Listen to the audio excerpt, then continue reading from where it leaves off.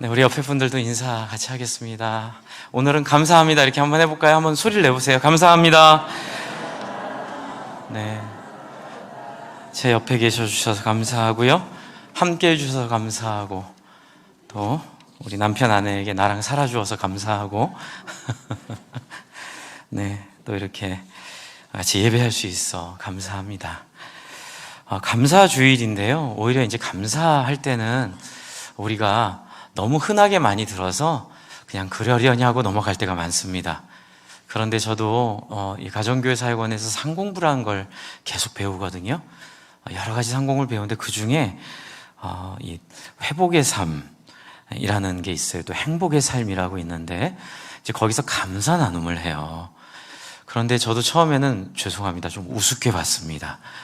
너무 단순하고 너무 쉽고 아무나 다 할 수 있고 그래서 뭐 그런 거지라고 했는데 놀랍게도 하면 할수록 생각하지 못한 능력이 생기는 걸 경험하는 거예요.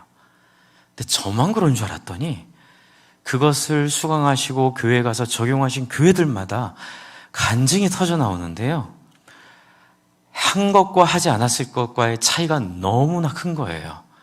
그래서 성도님들이 서로가 서로에게 목장 안에서 또 상공부를 통해서 같은 그룹끼리 꾸준하게 저녁마다 그날 감사했던 제목들을 적어서 함께 나누게 되니까 긍정적인 에너지들이 서로의 삶을 영향을 줄 뿐만 아니고요. 놀라운 기적들이 일어나는 거예요. 막 금식하고 뭐 어디 기도원 가서 뭐 북을 치고 막 이렇게 해서 되는 건 줄 알았는데 해보니까 안 되더라고요. 그런데 작은 감사 하나하나를 나눌 때에 그 인생의 어둠이 떠나고 우울했던 생각들이 바뀌고 또한 삶의 의욕들이 생기는 것들을 봤다니까요. 너무나 놀라웠습니다. 단순한 게 진리구나. 이걸 깨닫게 되었어요. 그런데 문제는 감사가 뭐냐? 이걸 좀 같이 고민을 좀 많이 해야 될 것 같아요. 감사는 단순히 말칠에 그냥 좋은 말 하는 게 아니라는 사실을 오늘 좀 이 본문을 통해 우리 깨닫고 적용하기를 바랍니다. 이제 이를 위해서 교환해 보시면 제가 감사 표현이 능력이다 이렇게 결론을 내렸는데요. 제가 첫 번째 단락에 감 이렇게 써놨어요. 감이 많아서 감이 아니고요. 이찬수 목사님 책에 참 좋은 인사이트를 주셨습니다. 한자어가 있어요. 앞에 한번 보여주세요. 감사의 한자어는 느낄 감과 살해할 사이입니다. 근데 이 느낄 감은 마음을 다한다는 뜻의 함자, 저 감자의 위에 붙은 게 함자입니다. 그리고 밑에 마음 심자가 합해진 거예요. 함자는 최선을 다한다는 거예요. 심자는 마음이죠. 그러니까는 감사의 감자는 최선을 다하는 마음이에요. 그러니까 고마운 마음이죠. 그리고 이제 살해할 사자가 문제인 거예요. 감사를 느끼고 그것을 어떻게 해요? 저기 보시면 사자는 말씀 언자, 앞에 말씀 언자 보이시죠? 네, 말씀 언자에 뭐가 붙어 있어요? 저게 화살, 쏠사예요. 네, 사수 앞으로 할 때 쏠사거든요. 그러니까는 이게 화살을 쏜다, 그렇죠? 이제 이 표현이죠. 그래서 감사의 한자어는 어떻게 이해할 수 있죠? 고마운 마음을 어떻게 해야 돼요? 쏴야 돼요. 고마운 마음을 말해야 돼요. 표현해야 돼요. 그래서 이제 마음만 우리는 늘 있고 표현하지 않잖아요. 그럼 뭐만 하는 거예요? 감사가 아니라 같이 읽겠습니다. 시작. 감.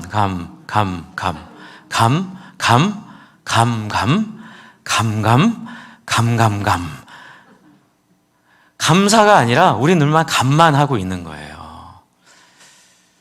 마음에 표현하지 않는 이유는 알아요. 목사님, 입 바른 소리 하는 것 같아서 부끄러워요. 아부하는 것 같아 싫어요. 잘났어요, 정말. 정말 그렇게 그 독야에 청청하게 사세요. 근데 그건 틀린 거예요.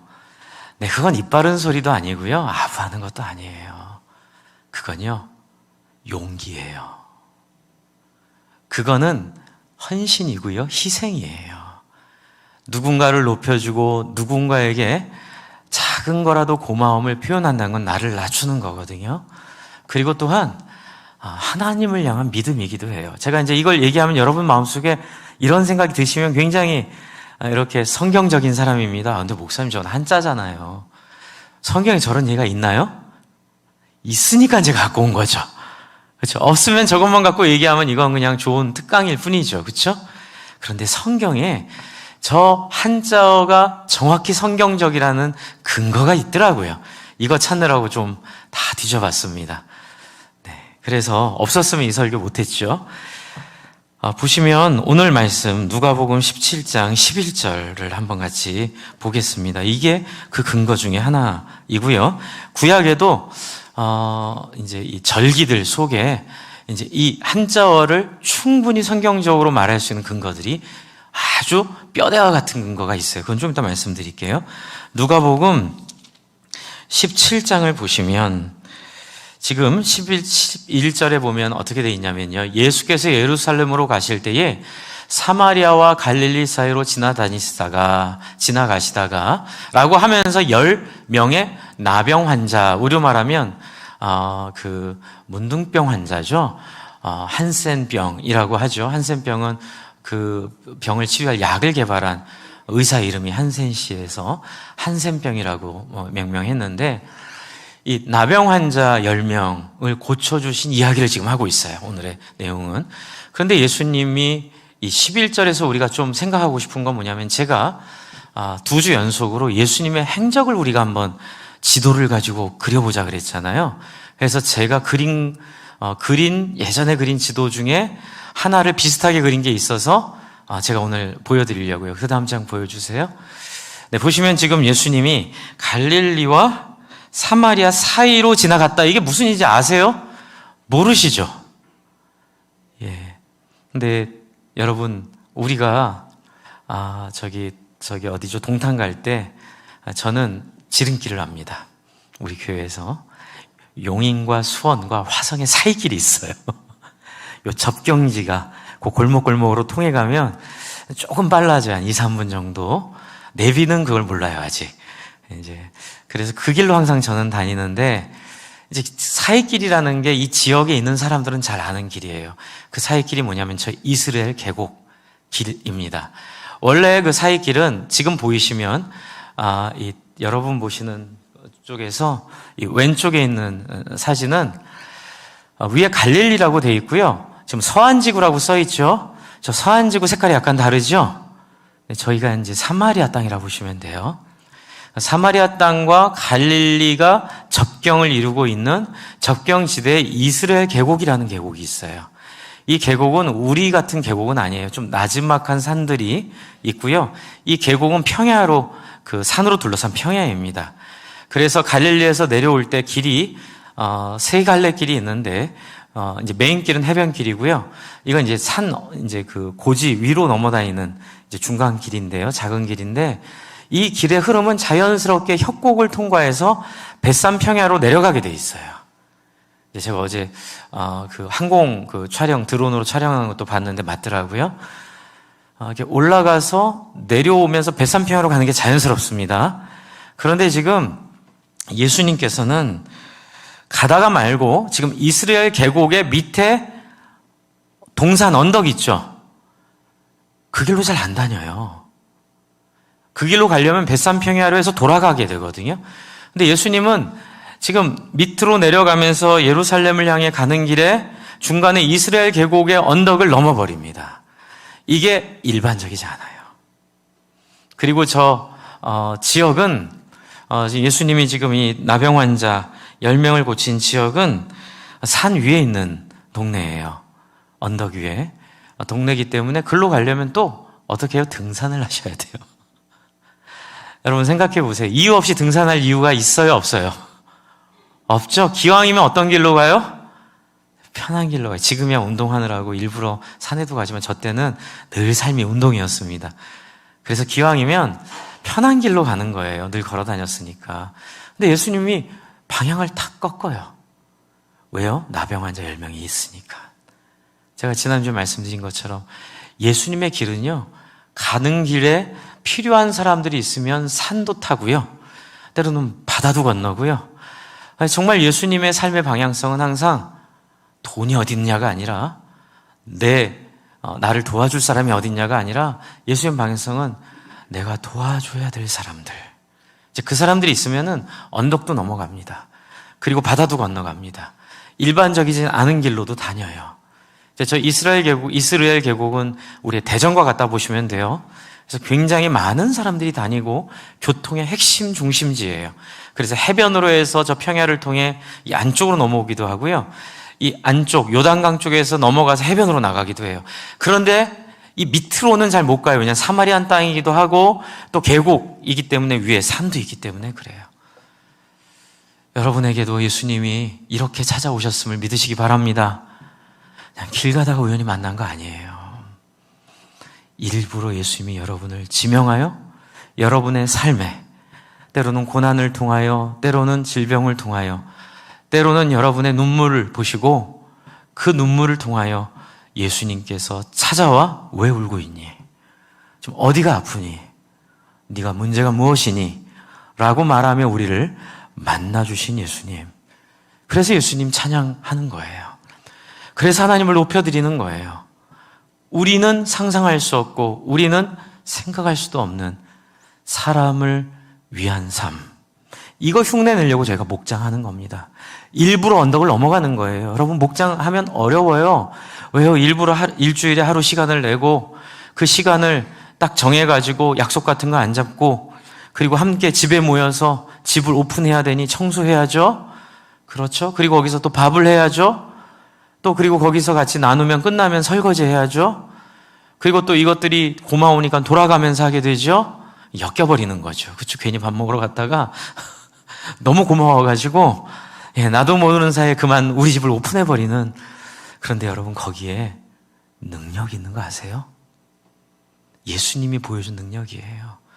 그리고 2000년 동안 수많은 사람들이 저 여정을 따라가겠다고 자기의 인생과 자기의 가정과 자기의 재산과 자기의 꿈과 모든 것들을 저 어려운 길로 가신 예수님의 정신을 따라왔고, 그것이 우리가 지금 모이고 있는 교회의 본질이고 영광이에요.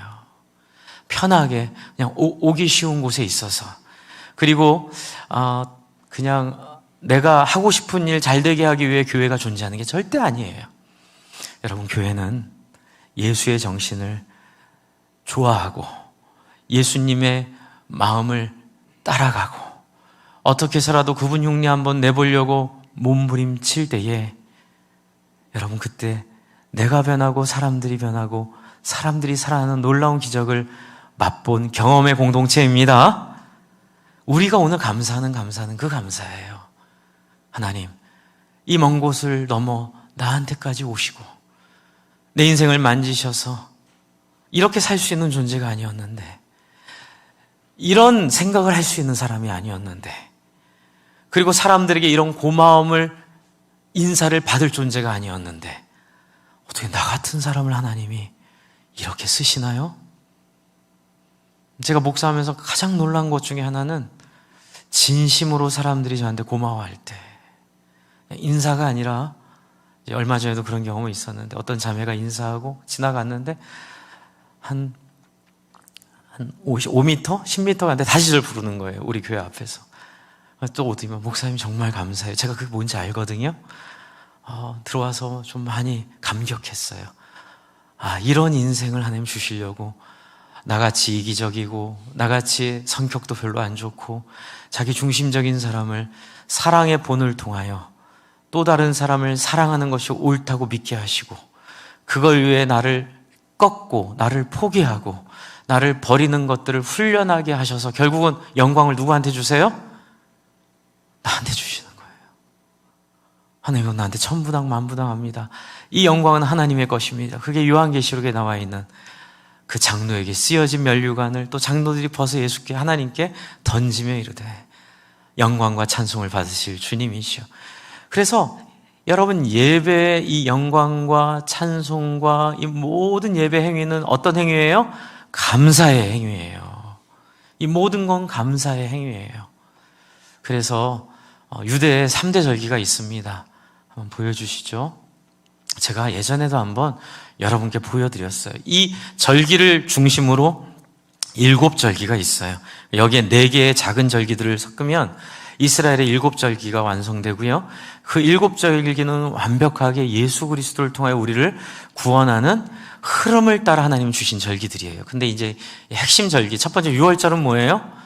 우리를 애굽의 종되었던 땅으로부터 어떻게 구출해 주신 것에 대한 기억과 감사예요. 그래서 6월절을 지키라고 하는 이유는 힘들게 제사하라는 얘기가 아니라 너희가 하나님 아니었으면 어떤 삶을 살았을지를 기억하고 지금 살고 있는 이 삶을 감사히 여기고 그리고 하나님 너희를 구원하셨음을 뼈에 새기고 마음에 새겨 이방 사람들처럼 살지 말라고 하는 부탁하시는 절기예요. 그리고 77절은 오순절이죠. 77절은 이른 추수의 감사예요.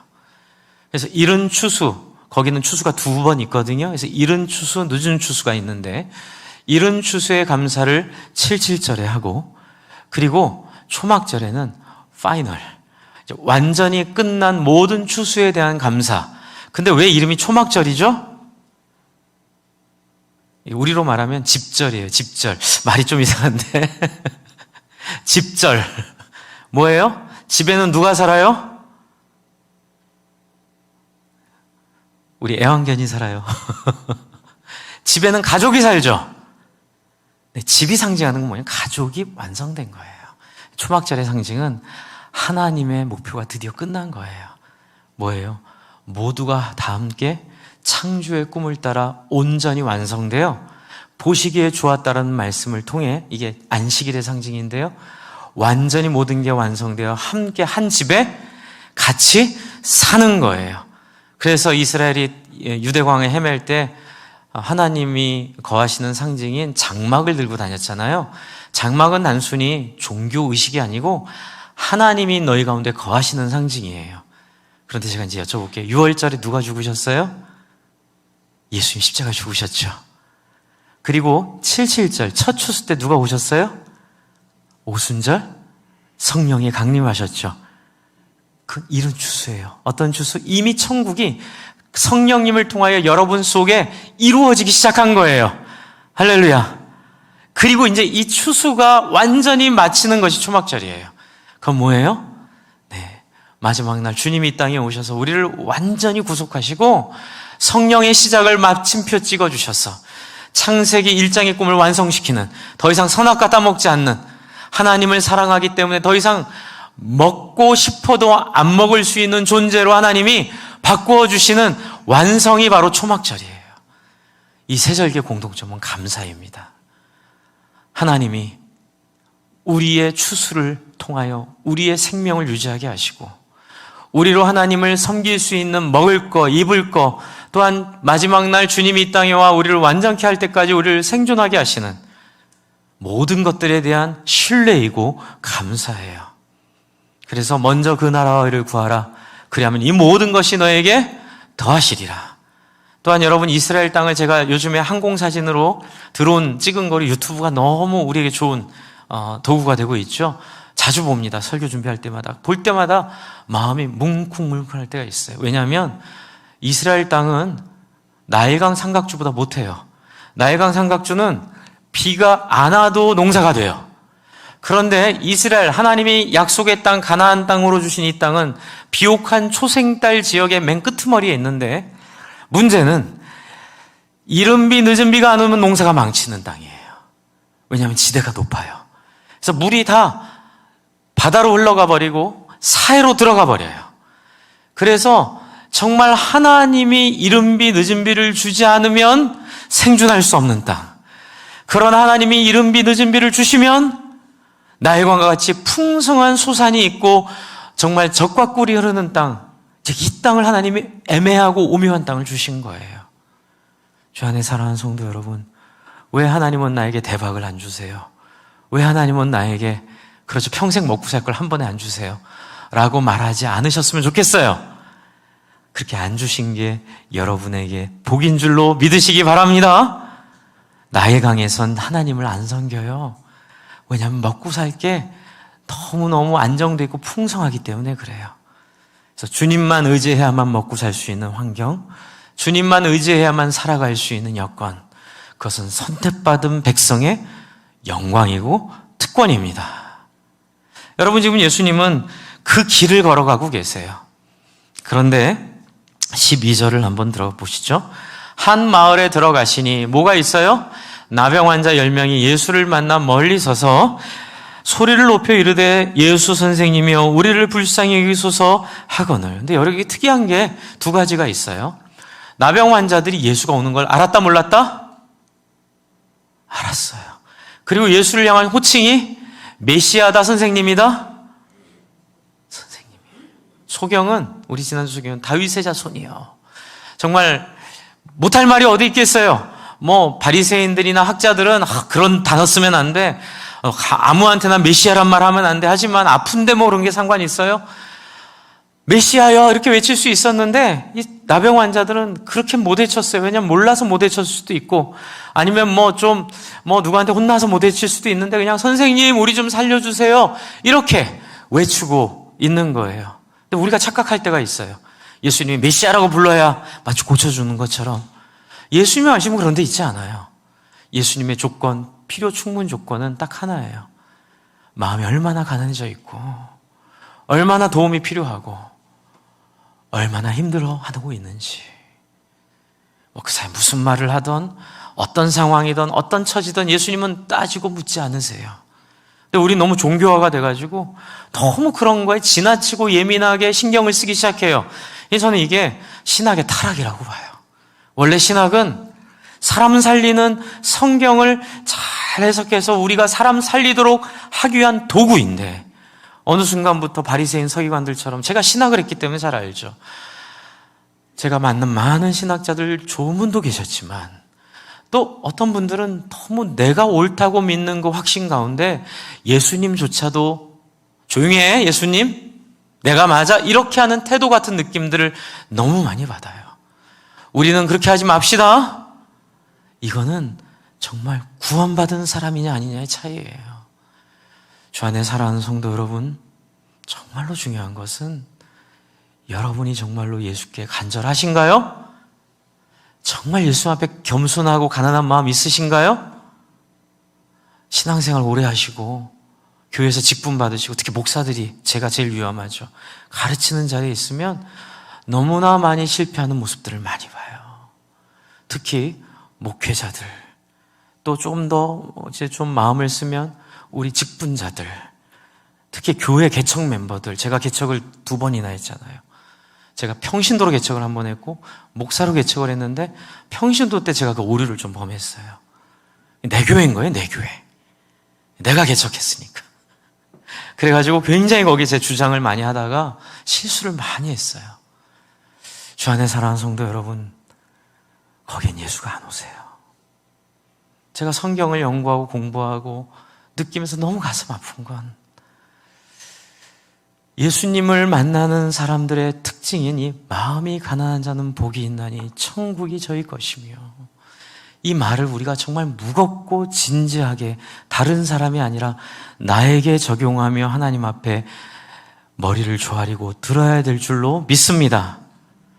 하나님이 여러분 찾아오시길 원하십니까? 그러면 가난한 마음을 가지십시오. 불쌍히 보이십시오.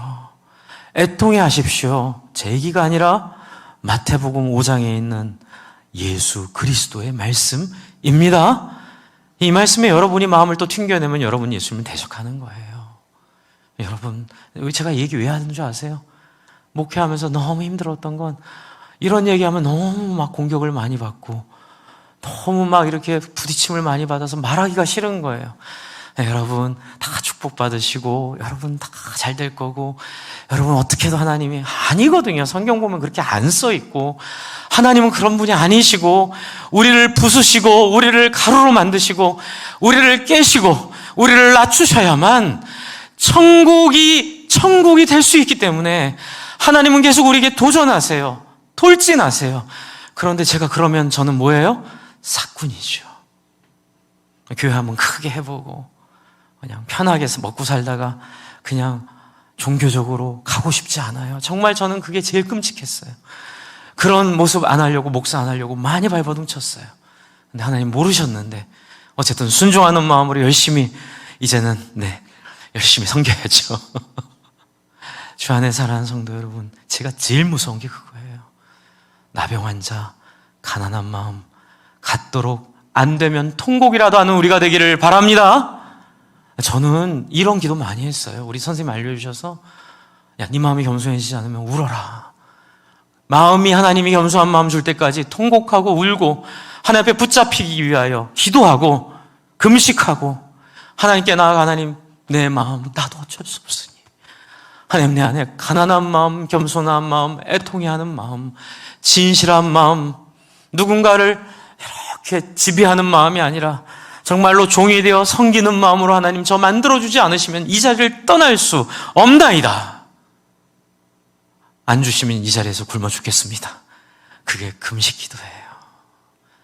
그렇게까지 여러분 애쓰는 우리가 되기를 바랍니다. 왜냐하면 이게 감사의 조건이기 때문에 그래요. 이런 과정이 없으면 감사를 못 느껴요. 이런 과정이 없으면 그냥 감사는 립 서비스가 되고 말아요. 그러면 감사가 능력을 나타내지 못해요. 여러분이 나병 환자는 말합니다. 예수님, 나 좀 살려주세요. 멀리서 가까이 오지도 못하고 소리를 높여 이르되 우리를 불쌍히 여기소서, 불쌍히 여기소서. 제가 지난주에 뭐라 그랬죠? 불쌍히 여김이 뭐라고요? 능력이라고요. 불쌍히 여김이 능력입니다. 유명해지는 게 능력이 아니고, 그렇죠? 돈이 많은 게 능력이 아니고, 사람을 불쌍히 여기고 나를 불쌍히 여겨달라고 말할 수 있는 그 낮은 마음이 능력이에요. 그때 예수님이 어떻게 하세요? 14절을 보세요. 보시고, 여러분 근데 특이하지 않으세요? 12절과 14절, 예수를 만나 멀리 서서 이 사람들이 외치는데 예수님이 보시고 이르시되, 여러분이 보시고 이르시되는 물론 멀리 있는 그들을 봤다는 얘기도 되겠지만 가까이 가서 그들의 상처들을 보셨다는 의미도 돼요. 제가 지난주도 말씀드렸죠. 더러운 그 소경을 가까이 가서 눈에 손을 얹으시는, 또 마태복음 8장에 또 나병 환자 몸에 손을 얹으시는, 심지어는 누가복음에 나인성의 과부의 죽은 아이의 관에 손을 얹으시는, 유대인들이 보면 뒤집어질 얘기입니다. 이게 율법을 어기는 거거든요. 율법에는 절대로 죽은 사람 손에 관에 손 대지 말고, 나병 환자는 만져도 안 돼요. 근데 예수님이 만지세요. 가까이 가세요. 이렇게 생각할 수 있어요. 예수님이니까 나병에 안 걸리실 거야. 저는 그렇게 생각 안 해요. 예수님 각오하셨다고 봐요. 나병에 걸리는 한이 있더라도 하나님의 마음을 전파하리라. 어차피 돌아가실 건데, 그렇죠?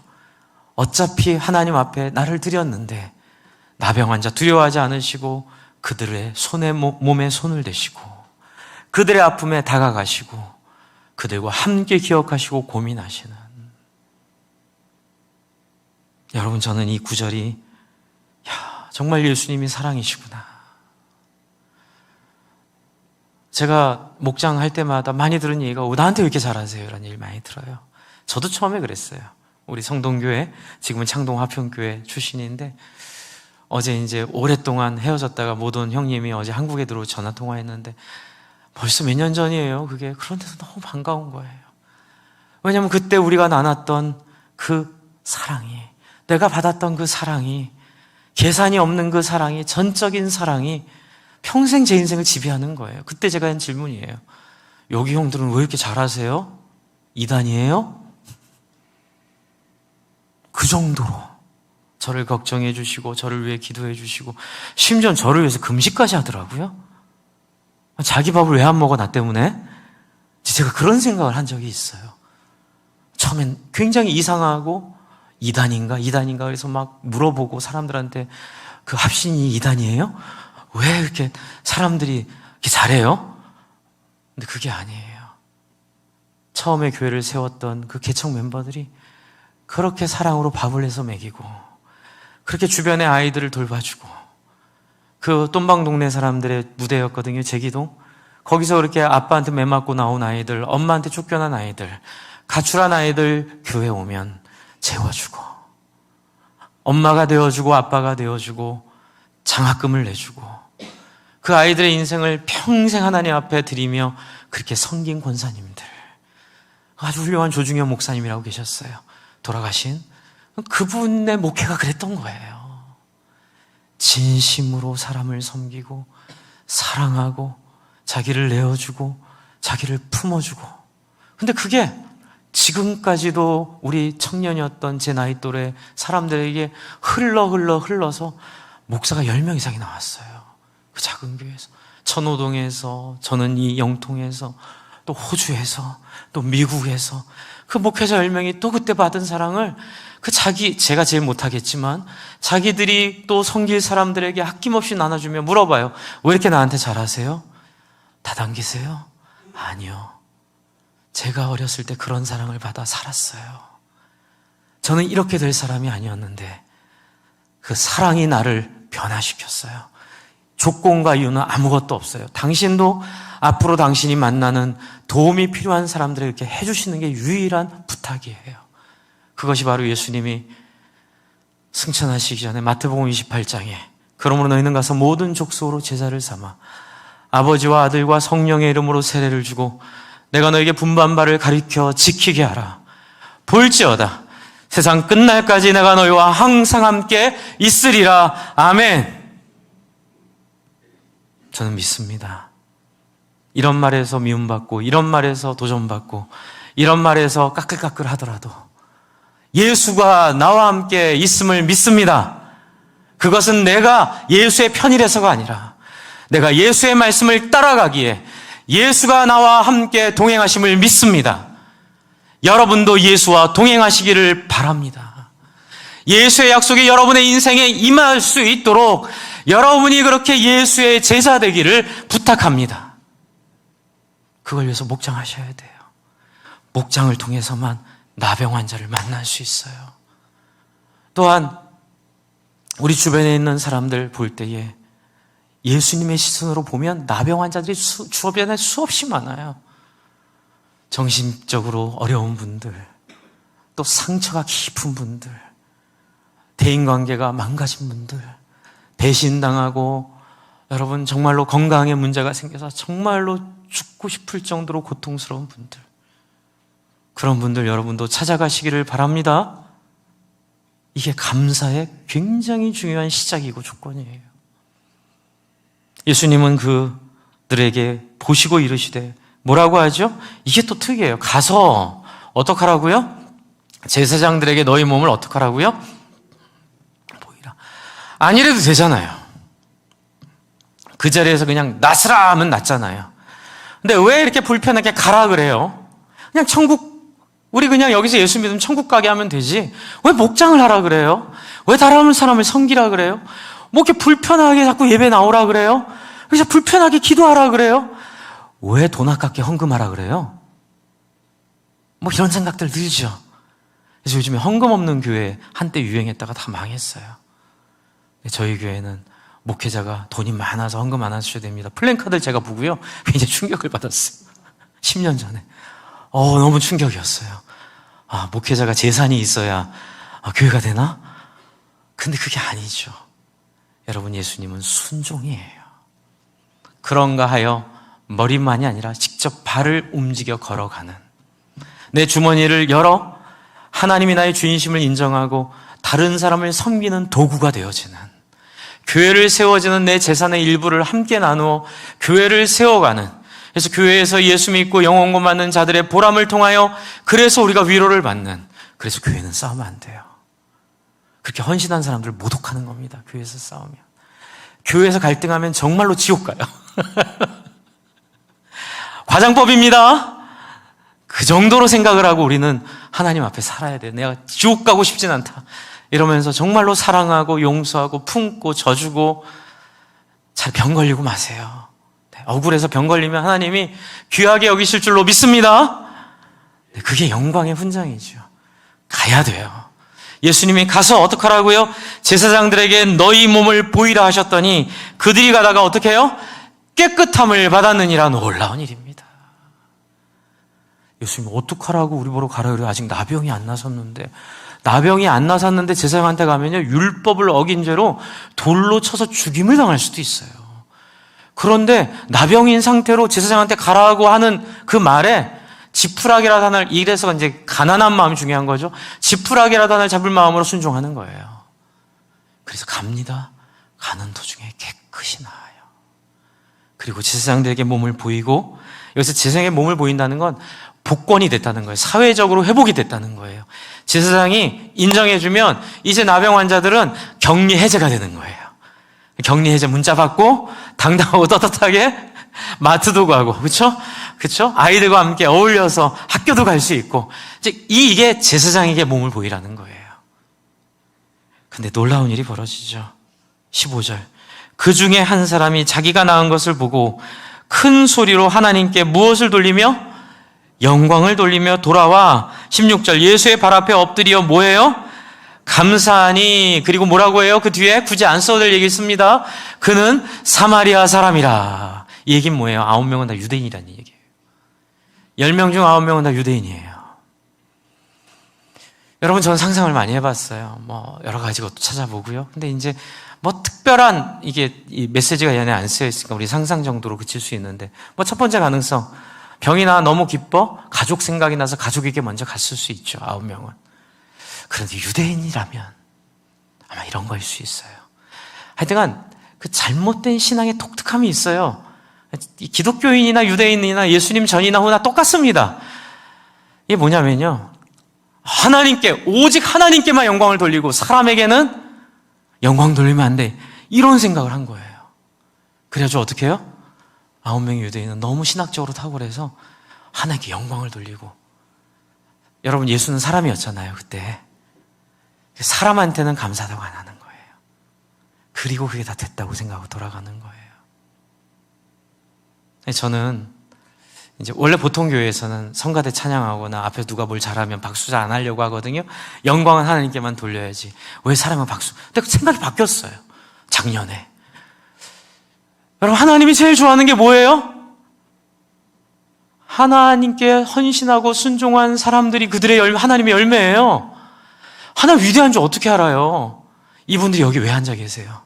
여러분이 여기 왜 앉아 계세요? 이게 하나님의 영광이에요. 할렐루야. 서로가 서로에게 하나님의 영광이 되어주는 거예요. 하나님은 영광을 사람을 통해 받으세요. 그래서 같이 박수 칠 수 있어요. 저도 어렸을 때는 막 엄격하게 배웠어요. 새 가족이 와가지고 너무 좋아가지고 이렇게 막노동을 했던 어떤 형님이 그때 돈으로 하루 일당을 자기가 주머니에서 꺼내서 우리 청년부가 막 80명을 부흥했거든요. 12명 있다가. 근데 그 경험을 저는 제 인생 2번이나 해서 너무너무 감사한데, 그때 감격을 잊을 수가 없어요. 막 몰려오는 거예요, 친구들이.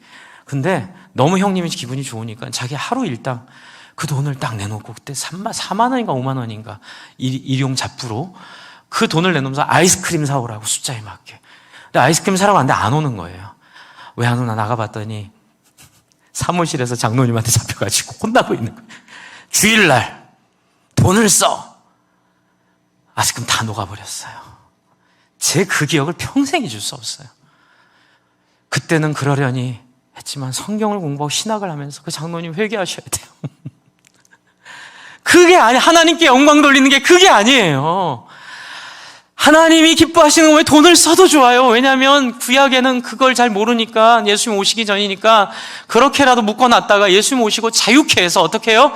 사람 살리는 인생으로 우리의 삶을 365일이 안식일이 되게 하고, 그렇죠? 그리고 우리의 모든 전 재산이 하나님께 되게 하기 위해서 주일을 상징적으로 지키고 11조를 상징적으로 드리게 된 거로 바뀐 거죠. 회장님 되게 사랑합니다, 제가. 네, 되게 친한 분이세요. 나중에 물론 많이 바뀌셨어요. 주 안에 사랑하는 성도 여러분, 지금 이 감사한 사람은 그걸 안 거예요. 여러분, 오늘 결론 뭐죠?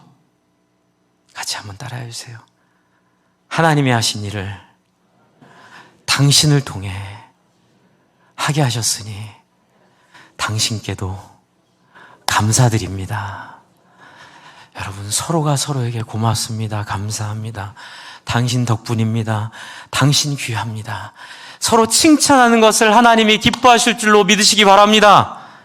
누가 자기 자식 칭찬하는데 기분 나쁜 사람이 있어요? 하나님 위한다 그러면서 칭찬도 안 하고 오직 하나님께, 누가 하나님의 영광 받아요? 그런 하나님 아니세요.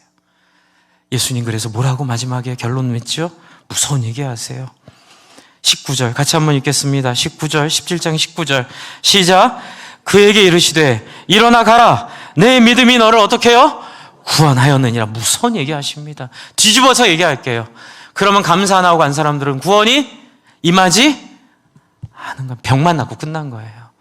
주 안에 사랑하는 성도, 우리가 병 낫기 바랍니다. 병 낫고 구원도 받기 바랍니다. 구원받은 증거는 뭐라고요? 서로에게 감사 표현 잘한 사람, 서로에게 매몰차고 냉정한 사람은 구원 못 받을 수도 있으니 긴장하세요. 이 얘기는 구원받지 말란 얘기가 어떡하라고요? 따라해서 서로를 향해 활짝 웃어주세요. 표정을 푸세요. 마음을 여세요. 표현하세요. 안아주세요. 거기에 우리의 구원이 있음을 적어도 이 본문을 통하여 오늘 우리가 믿기를 바랍니다. 기도하겠습니다.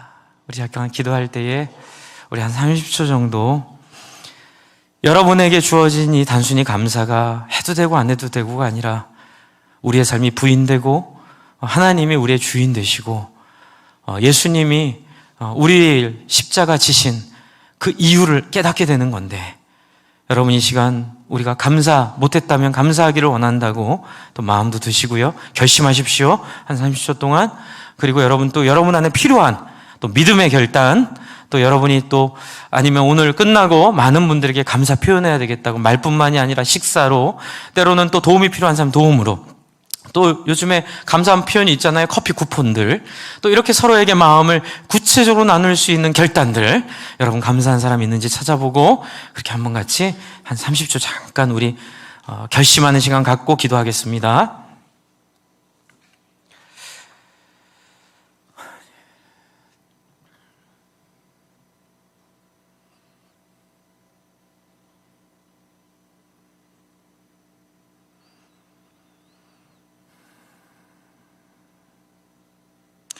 자, 이제 결심한 내용을 가지고 잠깐 기도할 텐데요. 입으로 소리를 내셔야 됩니다. 그냥 속으로만 기도하면 이게 실현이 안 되고요. 입으로 내서 내 귀에 들릴 정도로 뭐 크게 하셔도 되고 작게 하셔도 되고, 여러분 좀 옆에서 크게 하면 봐주세요. 말리지 마시고 서로 정말 기도에 집중하고 기도에 여러분이 이 시간 드리면 좋겠어요. 같이 기도하겠습니다. 하나님 아버지,